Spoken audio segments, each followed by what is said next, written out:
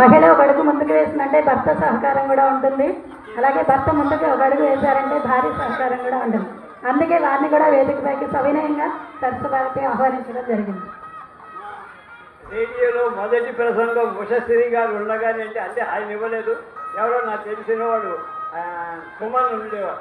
ఆయన ద్వారా కృష్ణశాస్త్రి కవిత్వంలో మానవత్వం అనే విషయం మీద రేడియోలో నేను మాట్లాడా. ఆ తర్వాత ఉయ్యూ నుంచి టిఎల్ కాంతారావు, నేను, మేమందరం కూడా వాళ్ళ నాన్నగారు వాళ్ళు ఇందాక జ్ఞాపకం చేశారు, వాళ్ళ ఇంటికి వెళ్ళాం. వెళ్ళి ఆ రోజు వాళ్ళ ఇంట్లో ఇద్దరు ఆతిథ్యం సాయంకాలం పాటు పలహారం, టిఫిన్, కాఫీలు కూడా తీసుకున్నాం. ఆ జ్ఞాపకాలు మాకు వస్తున్నాయి. ఒక ఆత్మీయ అనుబంధం, మనం ఏ రోజున ఏ ఆత్మీయ ఇంటికి వెళ్ళినా కూడా ఆ ఆత్మీయత కలకాలం మదిలో నిలిచిపోతుంది.